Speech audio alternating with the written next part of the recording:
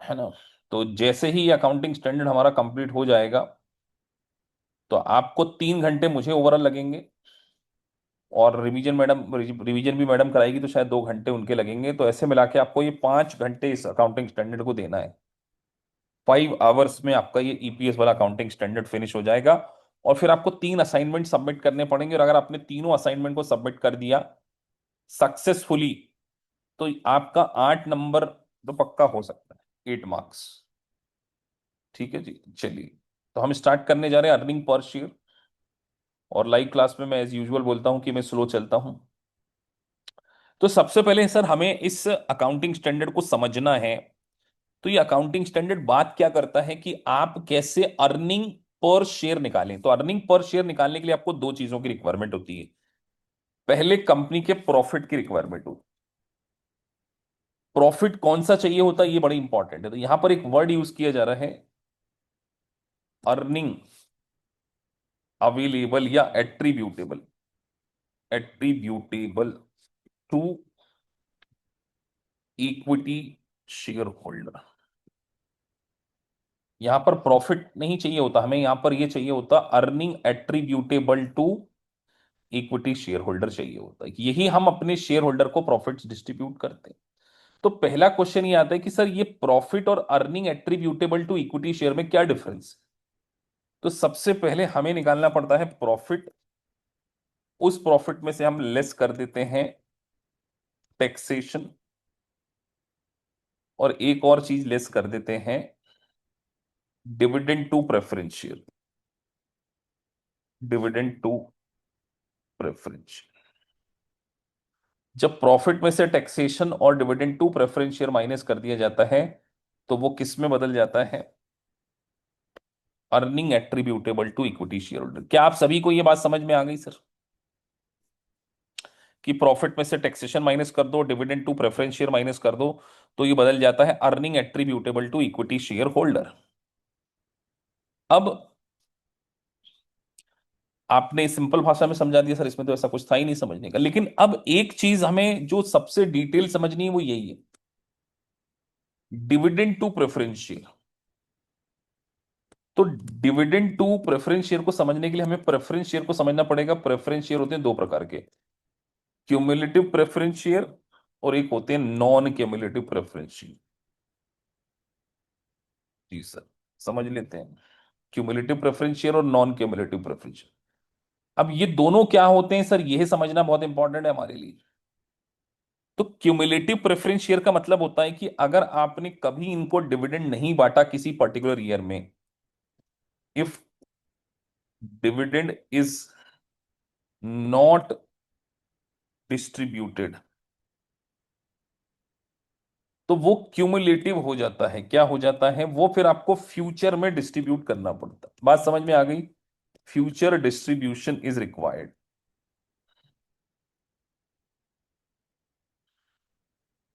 तो सर इसका इंपैक्ट क्या पड़ता है, यही हमें समझना है। तो मैं यहां पर एक वर्ड लिख रहा हूं, if dividend is not distributed future distribution is required. मतलब अगर आपने 2024 में और ये 2025, अच्छा कितने बच्चों ने बेसिक क्लास अटेंड करी, तो वहां पर मैंने एक वर्ड बताया हुआ है, डिविडेंड डिक्लेयर्ड। कितने बच्चों ने ये वर्ड सुना हुआ है। और क्या आप सबको ये पता है कि डिविडेंड डिक्लेरेशन का, हम हमारे प्रॉफिट एंड लॉस को डिविडेंड डिक्लेरेशन के टाइम पे कम करते हैं या डिविडेंड पेमेंट के टाइम करते हैं, मुझे आप ये बताइए। At the time of declaration और at the time of dividend distribution, दोनों में फर्क होता है। Distribution, distribution versus declaration.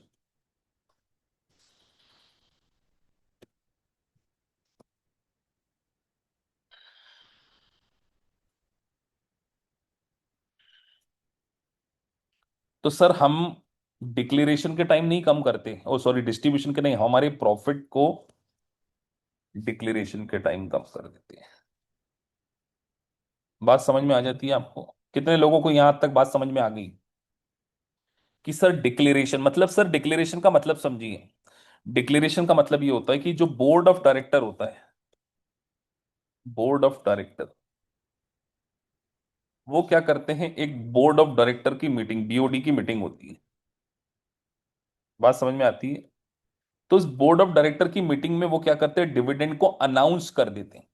जैसे ही उन्होंने डिविडेंड को डिक्लेयर कर दिया कि अब हमें 2024 में ये डिक्लेयर देंगे, इसको बोलते हैं अनाउंसमेंट। अब मुझे बताइए, आपसे एक कॉमन सेंस से पूछता हूं, मान के चलो 1 लाख रुपए कंपनी के, एक 10,000 शेयर थे और कंपनी ने 2 रुपीज पर शेयर डिविडेंड देना है। जी सर। तो ये कंपनी ने 2024 में अनाउंस किया, लेकिन इसकी पेमेंट करी है 2025 में। बताइए, प्रॉफिट एंड लॉस, प्रॉफिट से कब कम करना चाहिए, 2024 में या 2025 में? मैं आपसे क्वेश्चन पूछ रहा हूं। तो आप सब कहेंगे सर हमें 2024 में इसको क्या करना चाहिए, प्रॉफिट एंड लॉस से डेबिट कर देना चाहिए। प्रॉफिट एंड लॉस से डेबिट कर देना चाहिए। ये बात सबको समझ में आ गई है? तो सर 2025 में क्या डेबिट करना चाहिए, कौन बताएगा?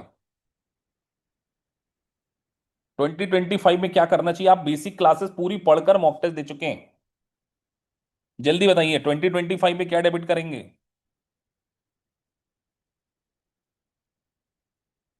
Anybody in the class? Sir हम लायबिलिटी को डेबिट करेंगे। बात समझ में आती है? अकाउंट्स पेबल वर्ड पिंकी जी गलत होगा, अकाउंट्स पेबल तो गुड्स के लिए होता है। तो हम 2025 में हमारी लायबिलिटी डिविडेंड। तो सर ये तो पुराना ही बता रहे हैं आप, क्या नया है? कुछ नहीं बताने वाले, बस यहीं से तो कनेक्ट करना है बेटा मैंने, है ना। डिविडेंड पेबल को करेंगे 20। तो अब हम बात कर रहे हैं क्यूमुलेटिव का। तो क्यूमुलेटिव का क्या मतलब होता है कि अगर आपने 2024 में डिक्लेयर्ड नहीं किया, ये हिंदी में लिख दे रहा हूं, नहीं किया, तो क्या ये 2025 में लैप्स हो जाएगा क्या? हाँ या ना? पार्टिसिपेशन इज रिक्वायर्ड, और ग्रुप चैट में लिखो, पर्सनल चैट पढ़ना इंपॉसिबल है मेरे लिए। 2024 में चैट डिसेबल्ड है? एक सेकंड, अब कर दिया बेटा मैंने। जरा लिखो, 2024 में 2025 में लैप्स हो जाएगा क्या? यस और नो? No sir. क्या होगा फिर 2025 में? 2025 में कंपनी को देना पड़ेगा। तो 2025 में कंपनी को कितने साल का देना पड़ेगा, कौन बताएगा? How many years? 2 साल का। बात समझ में आ जाती है यहां तक सबको? कौन से शेयर्स के लिए? नॉन क्यूमुलेटिव और क्यूमुलेटिव के लिए। ये भी लिखो बेटा चैट बॉक्स में। सर क्यूमुलेटिव प्रेफरेंस शेयर के लिए अगर 24 25, तो अब मैं आपसे क्वेश्चन पूछता हूं क्यूमुलेटिव का। 2024 में कंपनी का प्रॉफिट है 1,50,000, और मान के चलिए कंपनी के 10,000 प्रेफरेंस शेयर हैं और उनको $2 हमें 2 रुपीज पेमेंट करना है। बट कंपनी ने 2024 में नहीं, 2025 में डिक्लेयर किया। ये प्रॉफिट कंपनी का 2024 का है। कंपनी ने 2024 में दिया नहीं, है ना। ये कंपनी का प्रॉफिट 150 का है, और ये कंपनी का 2025 का प्रॉफिट 2 लाख है। और कंपनी को हर साल 2 रुपए डिविडेंड देना पड़ता है। बताइए 24 में कितना डिविडेंड माइनस करना है और 25 में कितना करना है? मैं आपसे पूछना चाहता हूं। मुझे पता है आप लोग गलत बोलेंगे, बट फिर भी मैं पूछना चाहता हूं, और फिर आप लोगों से नोटिंग करा लूंगा कि सर समझ में आ गई।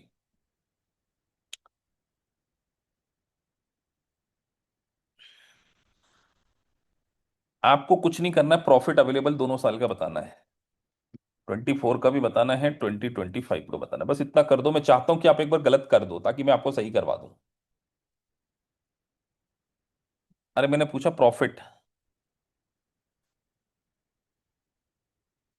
ये प्रॉफिट दिया ना आपको 1,50,000 और ये 2 लाख अलग अलग लिखा है ना, कितना कितना माइनस करना है? प्रॉफिट बिफोर, यहाँ लिखा है 150, यहाँ लिखा है। अब आप बता दो कितना कितना लिखना आफ्टर डिविडेंड। तो आप में से बहुत सारे लोग यहां से 40,000 माइनस कर देंगे और बोलेंगे 1,60,000, ये बोलने वाले। यहां से जीरो, यही बोलने वाले बेटा, है ना? ऐसा नहीं करना है। फॉर कैलकुलेशन ऑफ डिविडेंड, जिस साल का जो डिविडेंड है वो माइनस कर दो। चलो, यहां से माइनस कर दो 20,000, ये आ जाएगा 130। यहां से भी माइनस कर दो 20। बात याद रहेगी बेटा? Getting my point?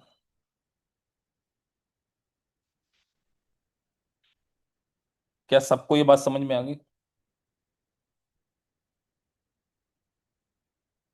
मतलब सर सिंपल सी बात है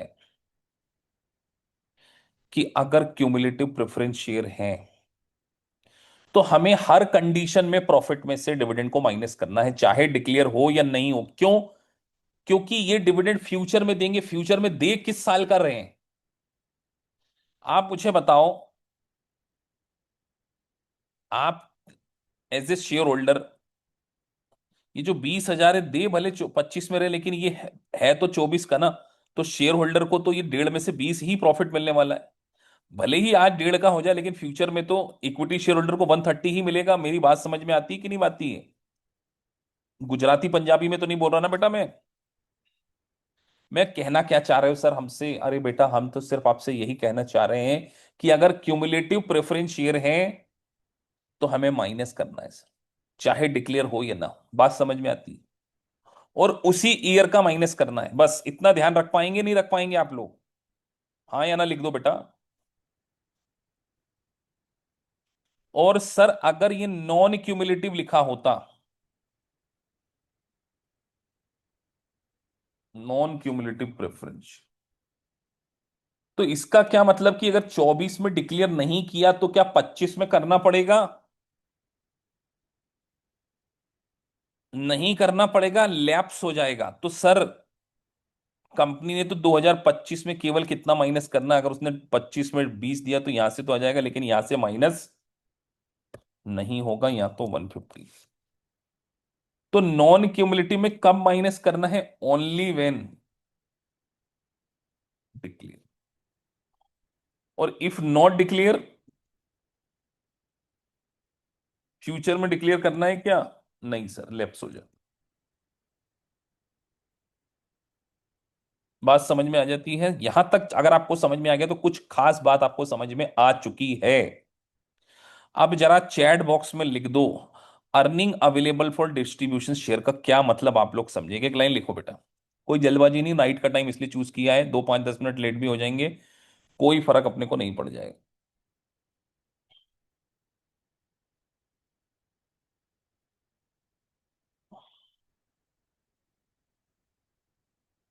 लिख दो।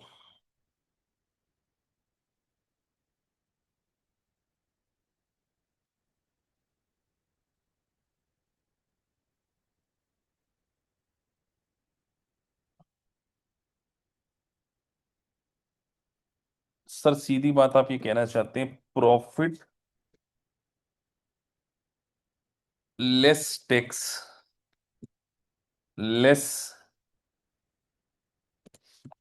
Preference share dividend.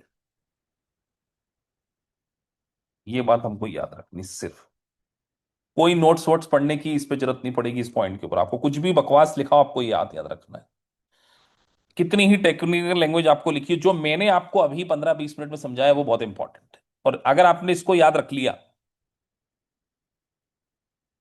तो सर अगर नहीं भी डिक्लेयर करेंगे तो कौन सा वाला माइनस करना है बेटा, ये भी लिख दो आप लोग। नहीं भी डिक्लेयर करा तो कौन सा वाला माइनस करना है? क्यूमुलेटिव प्रेफरेंस शेयर का डिविडेंड अगर नहीं भी डिक्लेयर किया है तो माइनस करना है। ये बात आपको समझ में आ चुकी है। चलो सर, अब दूसरी बात, सेकंड नंबर की बात, आपको नंबर ऑफ शेयर आउटस्टैंडिंग का कैलकुलेशन जबरदस्त तरीके से समझाऊंगा मैं। Number of share outstanding. अब मैं आप लोगों से पूछता हूं, क्लास में 62 स्टूडेंट बैठे हैं।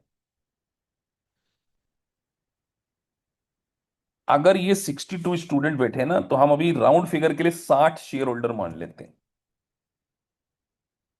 है ना। आप सब 60 शेयर होल्डर हैं, और मानकर चलिए इस 60 शेयर होल्डर ने हमें कंपनी को फंड दिया है, पे कैपिटल दी होगी, कैपिटल। तो आप मुझे बताओ, 30 शेयर होल्डर ने कैपिटल दिए 1 जनवरी को, और 20 शेयर होल्डर ने कैपिटल दी है कंपनी को 30 जून को, और 10 शेयर होल्डर ने कंपनी को दी है कैपिटल 1 अक्टूबर को। किसका कितना हिस्सा प्रॉफिट में होना चाहिए, बस अगर आपने ये बात समझा दी।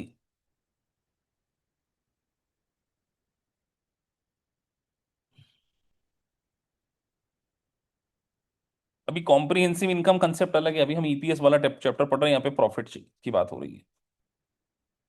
क्या क्वेश्चन पूछ रहा हूं मैं आपसे? सब बोल रहे हैं सबको इक्वल मिलना चाहिए, कई बच्चे बोल रहे हैं, कई 3:1 लेकर आ रहे हैं। कोई ये क्यों नहीं बोल रहा कि सर जिन्होंने कैपिटल पहले लगाई 1 जनवरी, उनको पूरे साल भर का प्रॉफिट मिलना चाहिए? कितनों को ये बात समझ में आई? क्योंकि वो पहले ही पैसा लगा चुके हैं। ये बात समझ में आती कि नहीं आती? यार आप में से 60 लोगों ने हमको जनवरी में पैसा दिया, तो वो बोलेंगे ना सर जनवरी से लेकर दिसंबर तक मुझे 12 महीने का प्रॉफिट चाहिए। 20 लोग कितने महीने का प्रॉफिट मांगना मांगना चाहेंगे, आप मुझे बताइए। ये 20 पीपल, कई बोल रहे हैं 9 मंथ का। अरे बेटा, जून में आए हैं तो जुलाई से ही मिलेगा ना, 1 जुलाई से लेकर दिसंबर तक में 6 मंथ। अक्टूबर नवंबर दिसंबर 3 मंथ मिलेगा कि नहीं मिलेगा? ये बात समझ में आती कि नहीं आती? तो आप मुझे बताइए, अगर कंपनी का प्रॉफिट 1 लाख है, और लेट से कंपनी के ये 1,20,000, और कंपनी के ये 60 शेयर होल्डर हैं, तो क्या पर शेयर होल्डर को 1,20,000 डिवाइडेड बाई 60 करना सही होगा या गलत होगा? क्या एक एक बंदे को 2-2 हजार रुपए का प्रॉफिट दे दिया जाए? रॉन्ग। और अगर ऐसा कर देंगे तो क्या नुकसान होगा? कौन लिखेगा? वो जो बात समझ जाए वो लिखे। अब एक बच्चे पूछ रहे क्यूमुलेटिव और नॉन क्यूमुलेटिव का क्या मतलब? बेटा वो तो बात ही खत्म हो गई। क्यूमुलेटिव मतलब इकट्ठा हो जाता है, नॉन क्यूमुलेटिव मतलब लैप्स हो जाता है। क्या ये बात गलत है या नहीं है कि सर 1,20,000 का प्रॉफिट आपने 60 लोगों को बराबर बांट दिया, जबकि वो 60 बोलेंगे कि भैया हम तो साल भर में आए थे, हमें तो साल भर का चाहिए, हम तो 6 महीने पहले आए तो हमें 6 महीने का चाहिए, इनको 3 महीने को चाहिए। सब बोलना चाहिए या नहीं बोलना चाहिए इन लोगों ने?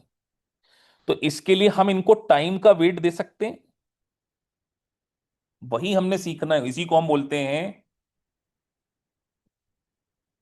Weighted average outstanding share. कितने लोगों को टर्मिनोलॉजी समझ में आ गई? सिर्फ टर्मिनोलॉजी समझ में, कैलकुलेशन की तो बात ही नहीं हो रही अभी। कि हाँ सर, ये तो आपने समझा दिया कि हाँ 30 वाले कैपिटल, 30 लोगों ने जनवरी में पैसा दिया, तो उनका इस 1,20,000 में पूरे साल भर का हिस्सा है। इन्होंने 6 महीने का, इन्होंने 3 मंथ। तो अब हमको निकालना कैसे? तो हम यहां पर कैटेगरी 1, जो कि 30 शेयर होल्डर, कैटेगरी 2 जिसमें 20 शेयर होल्डर थे, और कैटेगरी 3 जिसमें 10 शेयर होल्डर थे, यहां लिख रहे हैं। क्या मैं इनको 12 मंथ का प्रॉफिट दूंगा, इनको 6 मंथ का दूंगा, इनको 3 मंथ का? तो क्या मैं ऐसा कर सकता हूं, टाइम का वेट देते हुए 30 इंटू 12, और साल में भी 12 महीने होते हैं, तो इनको ऐसा पूरा पूरे 30 कर दूं और इनको आधा कर दूं, इंटू 6/12, कि हाँ इनको तो टाइम का वेट दे दिया सर आपने। 10 इंटू 3, ऐसे करके इनका टोटल लगा दो, तो वेटेड एवरेज हो गया 42.5। और एक शेयर होल्डर को अगर मुझे ईपीएस निकालना हो तो 42.50, ये मेरा ईपीएस है। बात समझ में आ गई? अर्निंग पर बात समझ में आ गई, यस और नो?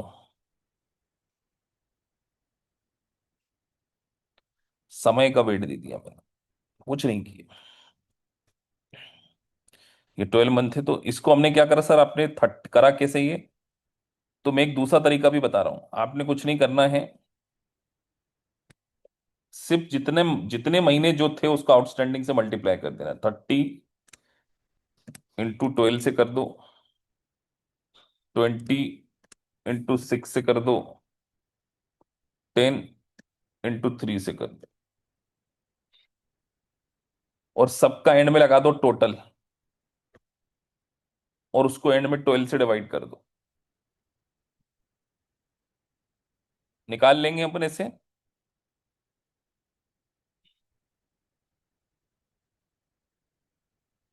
कोई दिक्कत? चलो, बिल्कुल सर, निकाल लेते हैं। एक एग्जाम्पल करके दिखा दो बेटा आपको।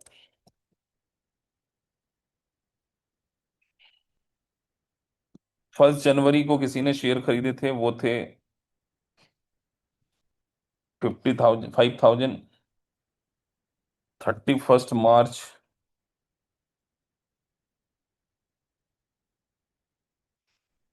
10,000। जानबूझ के थोड़ा सा कॉम्प्लिकेटेड दूंगा, जानबूझ के, ध्यान से करना। चलो, नम वेटेड एवरेज आउटस्टैंडिंग शेयर निकालना है, वेटेड एवरेज आउटस्टैंडिंग, सब WAOS आपको निकालना है। शुरू हो जाओ बेटा।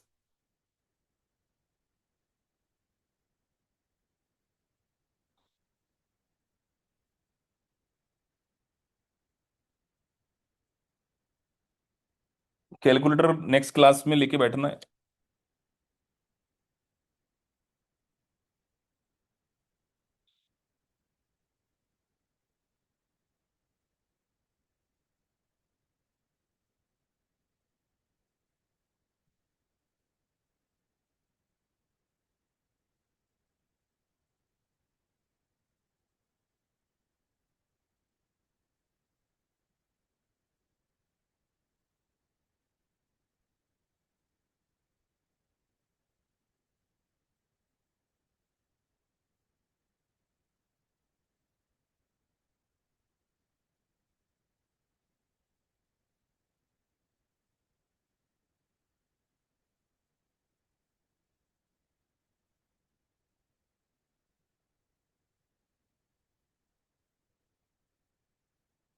हाँ जी, कर लिया सभी ने बेटा।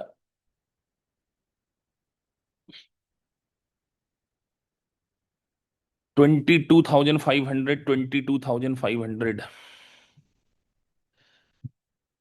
मंथ शो नहीं हो रहे। अरे यार, ये तो लिखा है जनवरी, मार्च, जून और दिसंबर।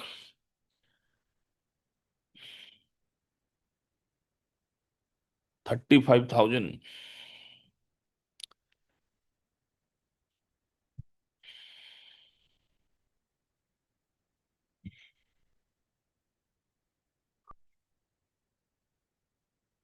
चलो सर, इसको 12 मंथ लिख दो, जैसा आपने बताया था। इसमें कितने महीने लिखना चाहिए? मार्च वाले में 9 मंथ, इसमें 6 मंथ, और इसमें कितने लिखो लास्ट वाले में, कौन बताएगा? 0। अरे दिसंबर में आए तो 0 हुआ ना बेटा, वो दिसंबर में काएगा प्रॉफिट आपको बस। Equal two into 12 into 9, into 6 equal two into zero, तो जीरो ही होना है सर वो तो। यहाँ लगाओ total, 270 divided by 12, 22,500 is the correct answer. आज के बाद कोई गलती तो नहीं होगी इसमें? आ गया होगा सबको समझ में? चलो आगे advance version.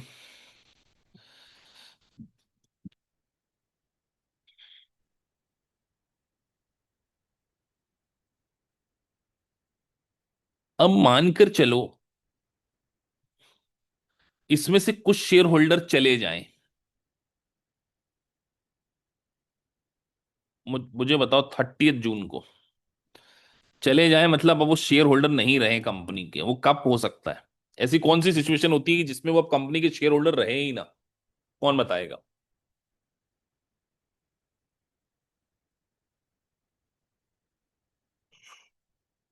Treasury stock buyback, sold नहीं होता, बायबैक। अब कंपनी डेथ होने से नहीं, डेथ होने से उसके लीगल हायर को पैसा मिल जाएगा बेटा। कंपनी अपने शेयर खुद खरीद ले, बोले अब आज से आप हमारे शेयर होल्डर नहीं हो, है ना? ठीक है सर, कंपनी ने अपने ही शेयर बायबैक कर लिए। तो मुझे बताओ, अगर कोई शेयर होल्डर के पैसे खरीद लिए जाएं, यानी उसके शेयर खरीद लिए जाएं, 30 जून को खरीद लीजिए, तो उसको कितने महीने का प्रॉफिट मिलना चाहिए, ये कौन बताएगा? तो उसका आउटस्टैंडिंग पीरियड कितना होना चाहिए? 6 मंथ ही होना चाहिए, ये बात समझ में आ गई होगी आपको। जी सर। सुनने में तो बड़ा अच्छा लगा सर, समझ में आ गई, चलो बेटा, है ना? अभी आपको सुनने में समझ में आई थी, अब अपन इसको आपको समझाते हैं एग्जाम्पल लेकर। 1 जनवरी 90,000 शेयर थे। अब 31 मार्च को कंपनी, सिंपल सी भाषा में अगर पूछूं, 20,000 शेयर को बायबैक कर ले। जरा आप एक सिंपल से क्वेश्चन में वेटेड एवरेज आउटस्टैंडिंग शेयर यहां ही बता दो बस। मैं देखना चाहता हूं आप क्या दिमाग लगाते, छोटे से क्वेश्चन में। पहले छोटे से क्वेश्चन में, फिर बड़े क्वेश्चन में लगाएंगे। मैं आपसे WAOS पूछ रहा हूं।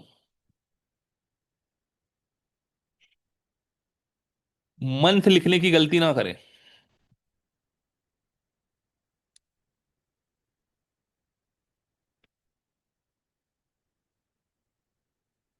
और दूसरों के आंसर देखने की कोशिश भी ना करें। अपना नहीं आ रहा हो तो नहीं लिखना है कि नहीं आ रहा, नहीं समझ में आ रहा, लिख दो। नॉट एबल टू कैलकुलेट लिख दो, नॉट एबल लिख दो। रेदर देन दूसरों का 70 और 75 कॉपी करना, ये काम नहीं करना बेटा।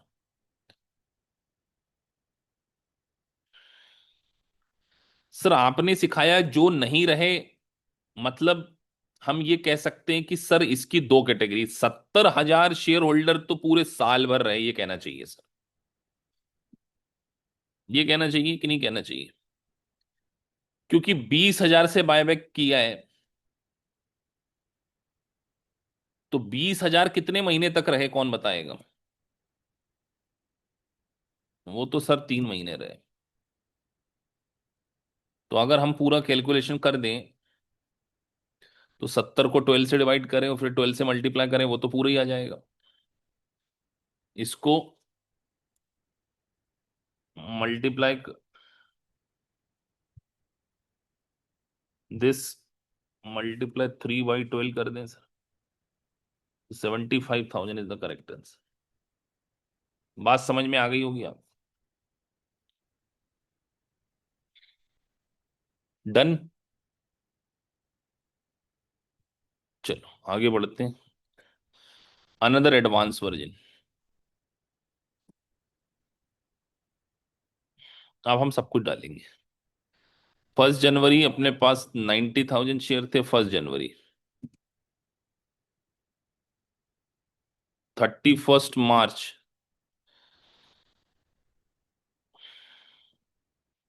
20,000 शेयर इशू किए।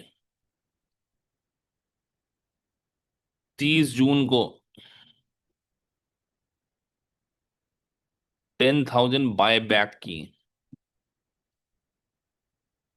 और फिर कंपनी को लगा यार फिर से इशू कर दो। 30 सितंबर को कंपनी ने फिर से 60,000 इशू कर दिए।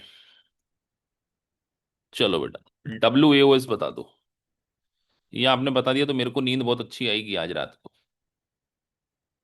कि सारे बच्चे लोगों को सबको समझ में आ रहा है, ऐसा मैं मान के चलूंगा।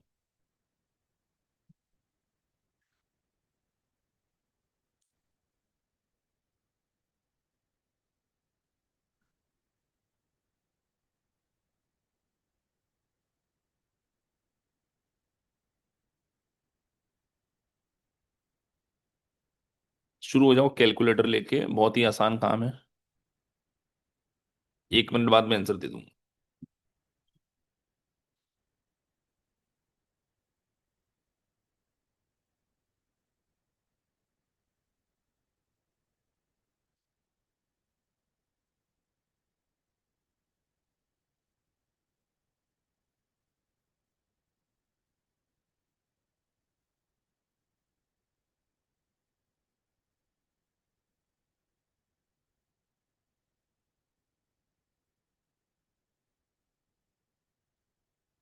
तो सर बहुत ही आसान काम है। अब आप मुझे बताओ, ये 10,000 बायबैक कर लिए है ना, ये 90,000 वाले में से कर लिए होंगे ऐसा माने। तो क्या आप लोग ये कह सकते हो, दो तरीके बताता हूं आपको, सिंपल से तरीके। पहले,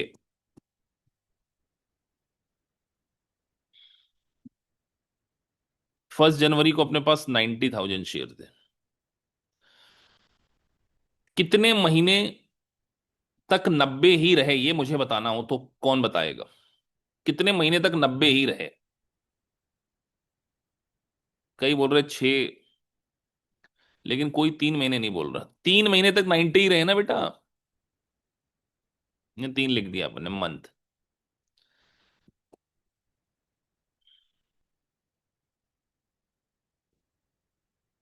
और 31 मार्च को कितने हो गए उठा के, वो 90 कितने हो गए।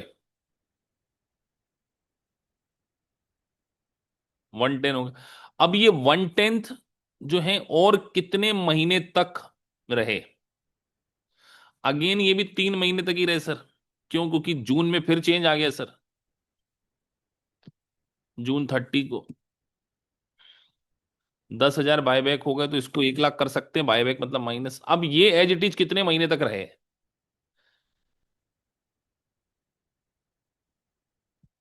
ये हमने सितंबर लिखा है ना।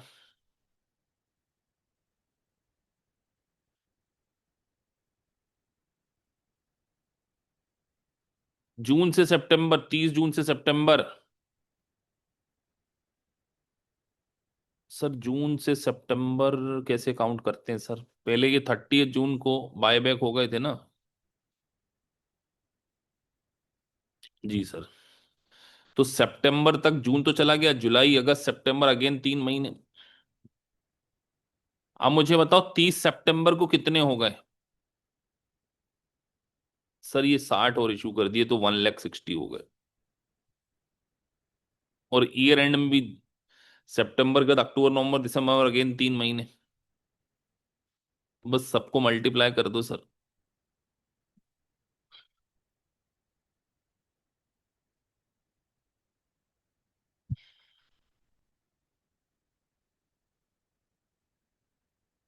बात समझ में आ गई होगी। उठा के सबको जोड़ दो और 12 से डिवाइड कर दो। 1,15,000। कितने बच्चों का सही था बेटा? जिनका सही था उनको सबको समझ में आ गया। आपके असाइनमेंट में भी आएगा, जो दिया जाएगा ना इस टाइप का कोई क्वेश्चन। कोई दिक्कत बेटा यहाँ पे समझने में। चलो एक और एडवांस, ताकि आप लोग पक्के हो जाओ।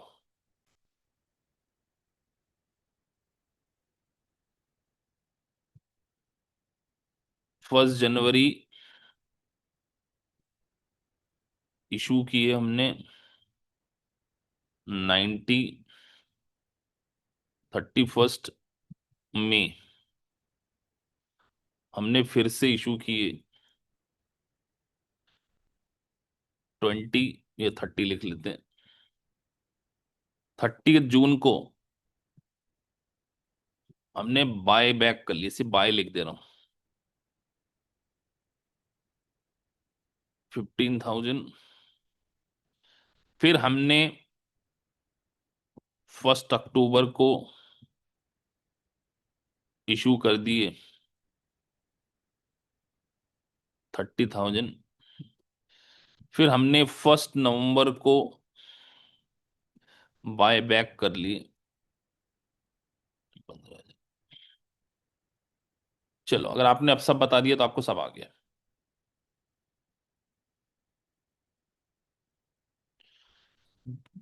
15 दिन का ले लेते, अगर 30 सितंबर की जगह होता तो 15 दिन का कर लेते। डेज वाइज भी कर सकते हैं, बट डेज वाइज का कैलकुलेशन पूछा नहीं जाता। फिर मंथ से उसको प्रोपोर्शनेटली करो।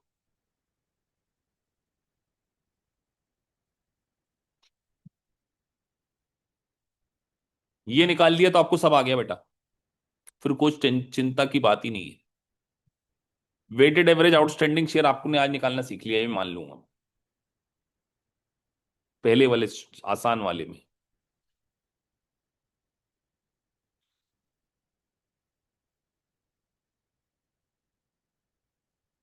और एक्सेल पे प्रैक्टिस करना बेटा, एग्जाम में आपको लिखना है वहां पर। एमसीक्यू बेस्ड एग्जामिनेशन नहीं होती आईएफआरएस की। 1 मिनट बाद में आंसर देता हूँ, 1-2 मिनट बाद कोशिश करो।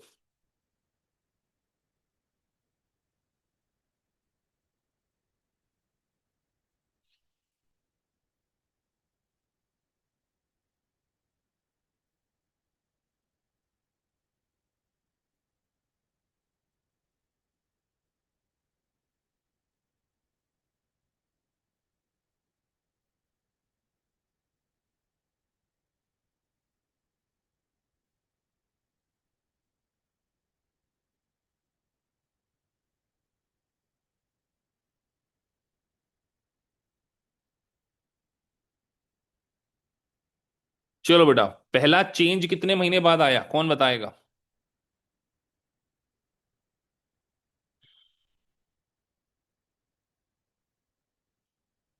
सर जनवरी वाले जो थे वो 90 आपके 5 महीने तक आउटस्टैंडिंग रहे एज इट इज। लिखते जाना आप लोग। जी सर। वो 31 मई को कितने हो गए? 31 मई को वो 30 और जुड़ के 120 हो गए। अब उनमें अगला चेंज कब आया है? 31 मई के जस्ट 1 महीने बाद आ गया है, क्योंकि जून को कंपनी ने बाय कर ली। 30 जून को कितने हो गए? कंपनी ने बाय कर लिए 15, तो बच्चे 1,05,000। जी सर, खुद ने कंपनी ने बाय कर लिए 1,05,000, है ना? तो अब उसके बाद अक्टूबर में चेंज आया है। तो अक्टूबर से जून से अक्टूबर तक कितने? जुलाई अगस्त सितंबर, 3 महीने। सर 1 अक्टूबर लिखो यहाँ पे, हम भूल ना जाए इसलिए। तो 1 अक्टूबर को कंपनी के शेयर 135 हो गए। उसके बाद वो नवंबर में ही तुरंत चेंज आ गया, अक्टूबर के पूरा अक्टूबर अगेन है 1 मंथ। फिर 1 नवंबर से लेके कंपनी के पास 1 नवंबर ने कंपनी ने फिर बाय कर लिए तो 120। तो कंपनी ने नवंबर और दिसंबर 2 महीने रखा, और हमारा काम आसान हो जाएगा अगर ये 12 का टोटल है तो। साल में 12 महीने होते हैं, 12। सर कुछ नहीं करना है, मल्टीप्लाई करना है। दिस मल्टीप्लाई 5 करो।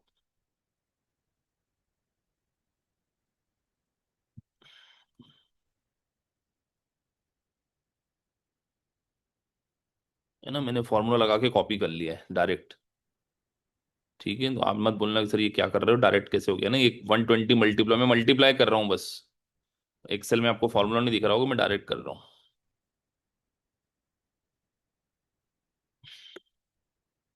इससे आसान भाषा में है कुछ समझना? है कोई इतनी आसान भाषा में समझाने वाला कोई? डन। कहीं गलती होने की कोई गुंजाइश?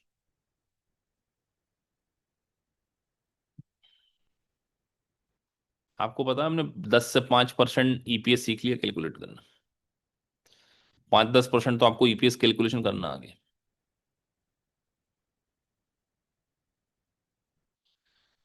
तो आसान है, कोई मुश्किल काम नहीं, अगर आपको प्रोसेस सही समझा दी जाए तो calculation of EPS very easy job.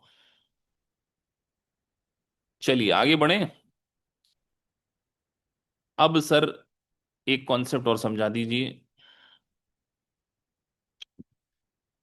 Split of share.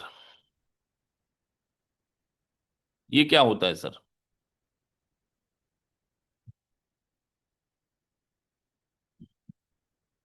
Cumulative और नॉन क्यूमुलेटिव वाला सर एक बार थ्योरी। क्यूमुलेटिव और नॉन क्यूमुलेटिव कई बच्चे बोल रहे हैं। अरे बेटा क्यूमुलेटिव का मतलब क्यूमुलेटिव प्रेफरेंस, और नॉन क्यूमुलेटिव में सिंपल सा तो था यार। क्यूमुलेटिव का क्या मतलब हो रहा है कि ये आपको फ्यूचर में पे करना पड़ेगा even not declare.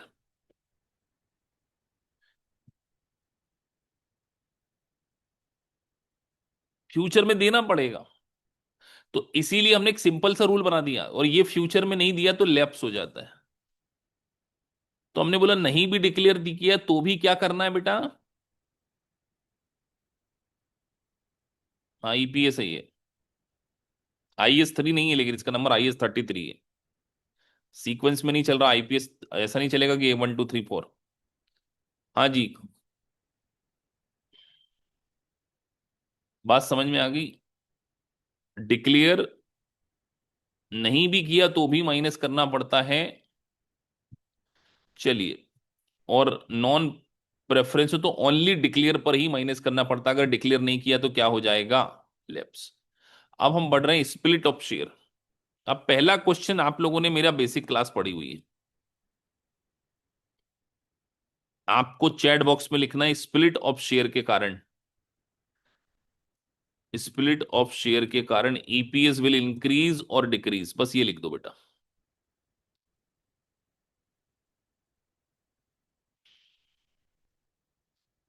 No effect, no effect, decrease, no effect, decrease.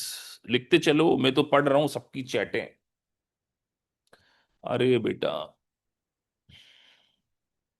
Sir, split के कारण प्रॉफिट पे कोई इंपैक्ट नहीं पड़ेगा, ये तो मानते हो? No effect on profit, no effect on profit, ये तो सब मानते हैं ना। लेकिन नंबर ऑफ शेयर क्या हो जाएंगे? 100 वाला पहले एक था,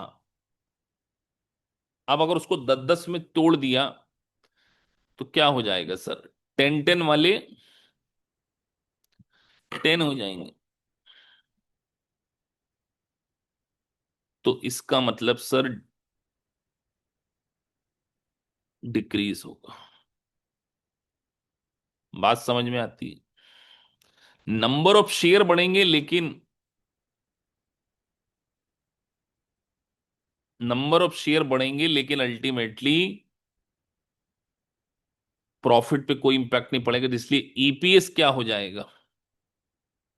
पर शेयर डिक्रीज हो जाएगा। बात समझ में आती होगी आपको, ये नहीं आती है तो बहुत दिक्कत वाली बात है बेटा। आगे बढ़ते हैं। तो कंपनी ने 10,000 शेयर थे 1 लाख के। कंपनी ने 30 जून को 50,000 शेयर और इशू किए।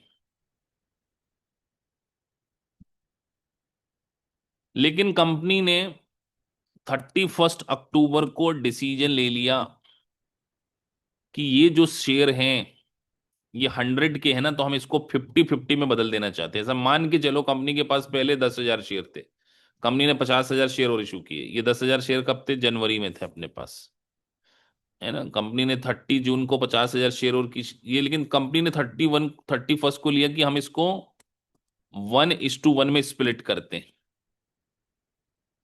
इससे समझ गए होगे आपकी सर 1:1 का मतलब क्या होता है। मतलब एक 100 रुपए वाला शेयर अब 50 में स्प्लिट हो गया। कौन बताएगा? WAOS। जो बता दे उसको मान जाइए। 1 मिनट का मौका दिया और आज का लेक्चर यहीं खत्म हो जाएगा अगर आपने सही आंसर दे दिया तो।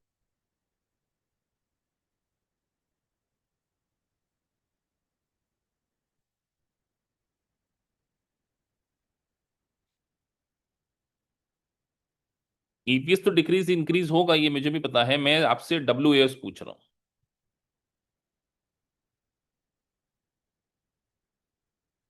तो शेयर बढ़ जाएंगे या कम हो जाएंगे?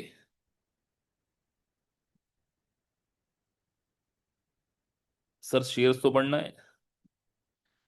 तो सर ये 50,000 वाले शेयर थे, कंपनी ने 1:1 में किया, तो सर सबसे पहले कंपनी के पास 10,000 शेयर थे। अब कंपनी के पास 10,000 शेयर और आ जाएंगे तो टोटल कंपनी के पास 20,000 शेयर हो जाएंगे। और ये तो जनवरी से ही आउटस्टैंडिंग थे, तो इसको तो पूरा 12 मंथ ही लेना पड़ेगा। तो 12 मंथ के हिसाब से 20,000 तो ये हो ही गया। कंपनी ने 50,000 शेयर इशू किए, लेकिन आफ्टर स्प्लिट कंपनी के पास 50,000 शेयर और आ जाएंगे, मतलब शेयर होल्डर के और आ जाएंगे। और ये कितने महीने लेना चाहिए? 30 जून को लेना चाहिए ना, तो 6 महीने का। तो यहाँ लिख दो 6 मंथ का। तो 1 लाख का आधा करें 50 और 50, लाख लाख का आधा कर दें तो 50,000। तो योग से याद रहेगी बात आप लोगों को या नहीं रहेगी? कई लोग 45,000 निकाले थे। Done.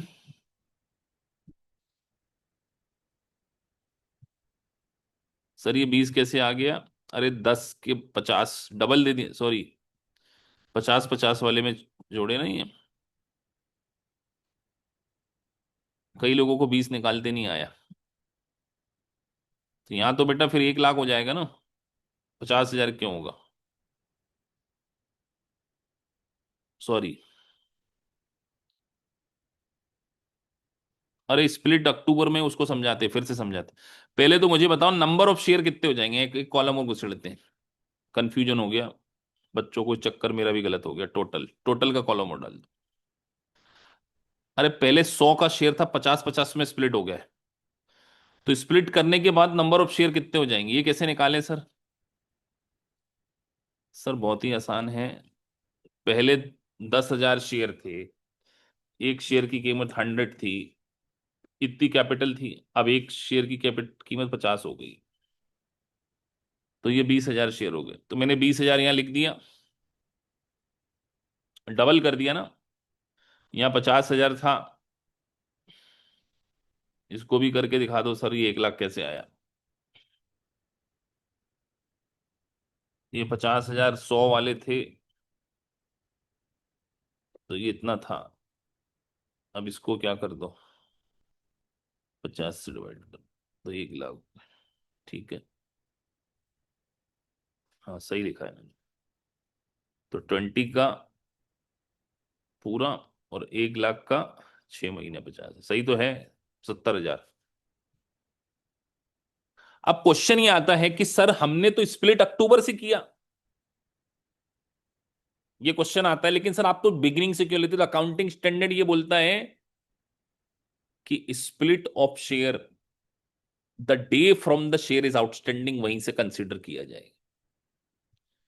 From the date of outstanding, या जहां से वो इशू किए गए वहीं से कंसिडर। हमें स्प्लिट की डेट नहीं देखना है, हमें ये देखना है कि वो ओरिजिनल शेयर किस डेट पर थे। Getting my point?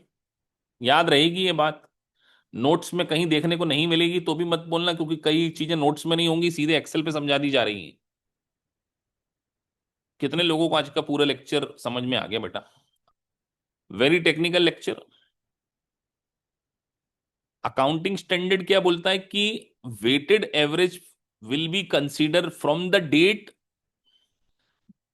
Outstand from the earliest period of outstanding, earliest period of outstanding word लिखा है। जब मैं आपको इसकी थ्योरी पढ़ाऊंगा तो उसमें बताऊंगा। सर 12 मंथ कैसे लिया? बेटा मुझे बताओ, ये शेयर जनवरी से आउटस्टैंडिंग थे तो पूरे साल भर रहे ना, तो 12 मंथ, ये लिखा तो है जनवरी से 12 मंथ। सर ये शेयर 30 जून को आए तो इसका पीरियड तो 6 मंथ है, तो इसलिए 6 मंथ लिया। तो जिस डेट से शेयर होते हैं वहीं से। 1990 और 1991 का कोई कंसेप्ट नहीं। 1990 यानी हमें 1990 से ही लेना है।